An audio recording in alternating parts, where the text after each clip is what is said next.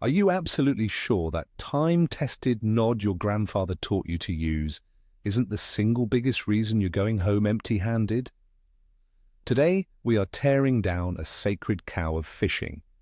We're talking about the nod, the strike indicator, and how that little piece of plastic or metal might be actively working against you. Stick with me and I'll show you the hidden flaw in most traditional nods that even experienced anglers completely miss. This could be the biggest aha moment of your fishing season. You think a sensitive nod is always a good thing? Think again. Tell me in the comments right now, do you believe a more sensitive nod equals more fish? I have a feeling some minds are about to be changed. For generations, we've been told the same thing. A good nod has to be sensitive.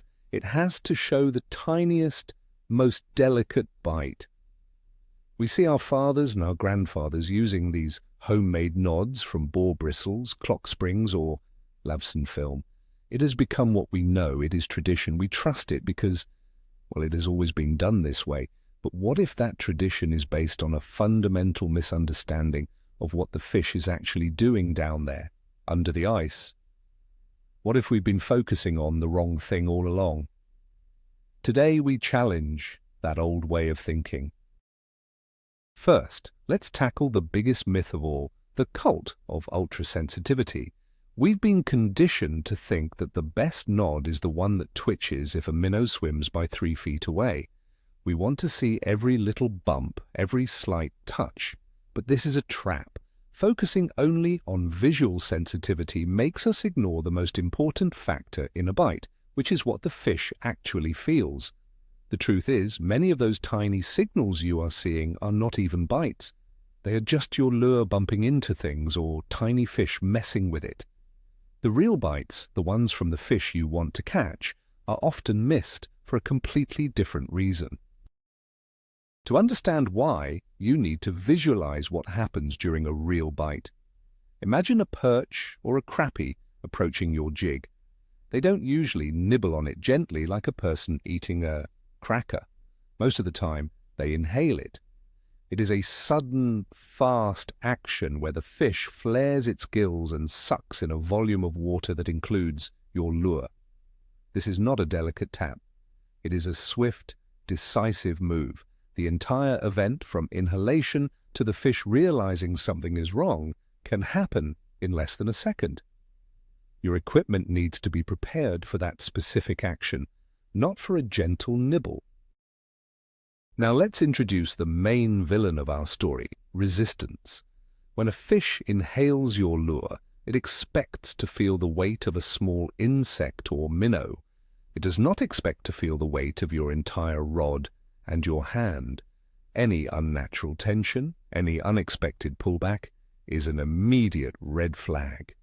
This resistance is the signal that tells the fish, danger, this is not food, and its reaction is instantaneous. It will try to eject the foreign object from its mouth just as quickly as it inhaled it. This is the moment your success or failure is decided. So how does your traditional, decently stiff nod play into this? When that perch inhales your jig, the line tightens instantly. If the nod is too stiff to give way, that force is transferred directly up the line to the rod tip. The fish essentially hits a wall. Imagine trying to suck a pea through a straw that is glued to the table. You would feel that resistance immediately and stop. That is exactly what the fish experiences. It feels the unnatural tension from that stiff nod, and its survival instincts kick in instantly. It knows something is wrong. The result of that instant resistance is what we call an empty bite or a missed strike. The fish spits the lure out. This happens so incredibly fast that by the time your brain registers the nod twitching and you swing to set the hook, the lure is already out of the fish's mouth. You feel nothing but the weight of your own jig. You sit back down thinking, wow, that was a light bite. Or, these fish are so finicky today. But it wasn't a light bite. It was a committed bite that was aborted because your gear gave you away. Let's talk specifically about lavsan nods. They are popular, cheap, and seem very sensitive. You can see them bend and flicker with the slightest movement, but they have a hidden flaw. Because they are a flat strip of material, they have a lot of structural integrity on their vertical axis. This means they resist being pulled straight down.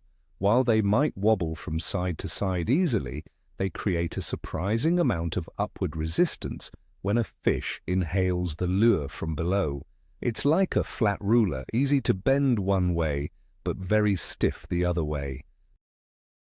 Now for the classic metal spring nods.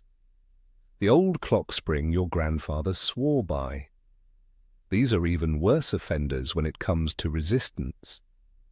Metal has memory.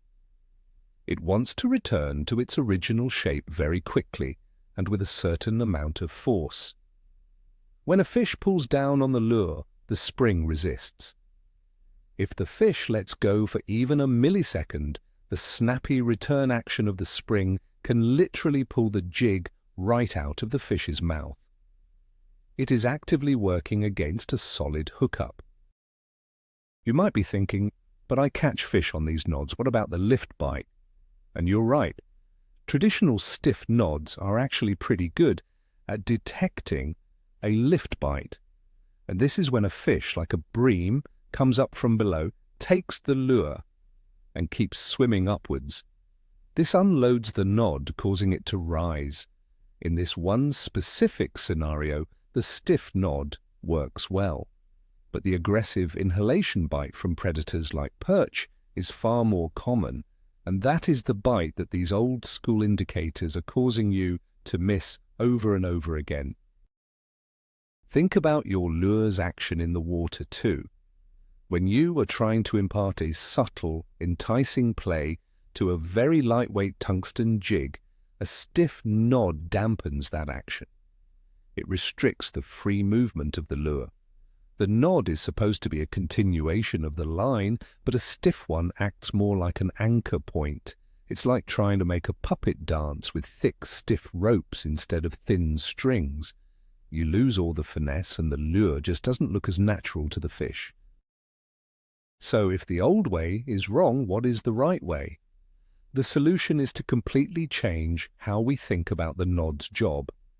Let's start using a soft or yielding nod. Its primary purpose is not to show you a bite, but to hide your presence from the fish. It is a stealth tool. Its job is to give the fish that critical split second it needs to fully commit to the lure without feeling any unnatural resistance. We need to switch our mindset from detection to deception. Let's be clear, it is not about simply seeing the bite, it is about not letting the fish feel you until it is too late. The hook set is your job, the rod's job is to fight the fish. The nod has only one critical role in that initial moment of truth, to be so soft and yielding that the fish does not even know it has taken an artificial lure. The bite detection is a secondary benefit. The primary function is to eliminate resistance. This is the fundamental shift in thinking that will change your results. A properly designed nod should act like a perfect shock absorber or a piece of suspension. When the fish inhales the bait, the nod should give way instantly and with almost zero effort. It should collapse, allowing a bit of slack into the line for just a moment. This buys you precious time. The fish has the lure fully in its mouth, it feels no resistance, and it doesn't panic. Now, when you see that nod drop or slacken, you have a fish that is committed, not one that is already trying to escape. Let's paint that picture again, this time with the right gear. It's a quiet morning on the ice. A big perch moves in on your tungsten jig. It inhales it with a soft, correctly balanced nod. The indicator immediately dips down. It doesn't bounce up. It goes down or even just goes slack. The fish feels nothing but the tiny weight of the jig. It has no idea it is attached to you. It might even start to swim away with it. You see the nod drop, you set the hook, and it's a solid connection. Now let's replay that exact same scene with your old grandfather's nod. The perch sucks in the jig. The line tightens, the stiff metal or lavsan nod barely bends. It immediately sends a signal of heavy resistance to the fish. The perch's brain screams, "Trap!" It violently expels the jig. You see a tiny, lightning-fast tick on the nod and set the hook into empty water. That is the critical difference between a fish on the ice and a story about the one that got away. So what kind of materials allow for this?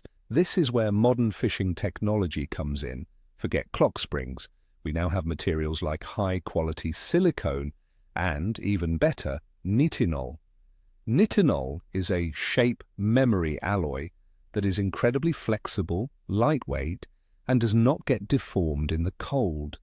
These materials can be made into nods that are extremely soft and have very low memory, meaning they don't snap back aggressively. They are designed specifically for this principle of non-resistance. But the material is only half the battle. You must have a practical example of matching the nod to the lure. It's a system. You can't just grab any soft nod and expect it to work with every jig. A nod that is perfect for a tiny half-gram jig will be useless with a heavy 5-gram jig. It would be bent over completely, offering no bite indication at all. The goal is to choose a nod that, under the weight of your chosen lure, holds a gentle downward curve, maybe a 30 to 45 degree angle.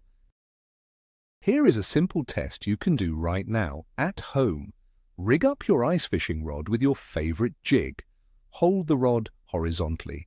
Does the nod bend under the weight of the lure? If it is pointing almost straight out, it is too stiff. It should have a noticeable, graceful curve to it. This curve is your preloaded suspension. It means the nod is already in a state where it can easily yield further downward or straighten up on a lift bite. If it is straight, it has nowhere to go but up, and it will resist going down. This also requires a change in the angler's psychology. We have been trained for decades to watch for the nod to pop up. We see that upward tick as the classic sign of a bite. But with a properly balanced soft nod system, the most confident and aggressive bites will often make the nod go down. The fish inhales the lure and the preloaded curve of the nod suddenly straightens out or dips even further. You need to retrain your eyes to watch for the slackening bite, not just the lifting bite. Now let's quickly debunk one final myth. You need a stiff nod to get a good hook set. This is completely 100% false. The power of your hook set comes from your arm and the backbone of your fishing rod, not from a tiny 2-inch piece of wire or plastic at the tip. The nod's job is finished the moment you begin your hook set. Its only purpose is to enable the bite to happen and to signal it to you. A soft nod does not interfere with your hook set power in any way. So the final crucial takeaway is this. Stop thinking of your nod as a stiff flagpole designed to signal a touch. Start thinking of it as a sensitive suspension spring. It is there to absorb the initial impact of the bite, to deceive the fish into holding on longer, and to give you a clear, unambiguous signal that it is time to set the hook. This small change in gear and philosophy is not just a minor tweak, it is a fundamental shift that will turn those frustratingly empty bites into solid, confident hookups. So, let's put it all together. For years we've chased ultra-sensitivity. We thought seeing the tiniest tick was the key. But the real secret isn't about what you see. It's about what the fish feels. The game changer, the aha moment, is this. Your stiff, trusted grandfather's nod is creating instant resistance. It's a telegraph, sending a danger signal directly to the fish, causing it to spit the hook before you even have a chance to react. That empty bite isn't a shy fish. It's a spooked fish. and your gear is the reason. Switching to a softer, correctly balanced nod that yields to the fish's natural feeding behavior can literally double or triple your hookup rate. You'll start connecting with bites you never even knew you were getting. Thank you for watching and for being open to challenging old habits. If this video blew your mind a little, hit that like button and subscribe for more myth-busting fishing content. And now I really want to hear from you. After hearing all this, are you going to look at your old nods differently? Are you willing to try a softer setup, or are you sticking with what's always worked for you? Let's get a real discussion going in the comments below.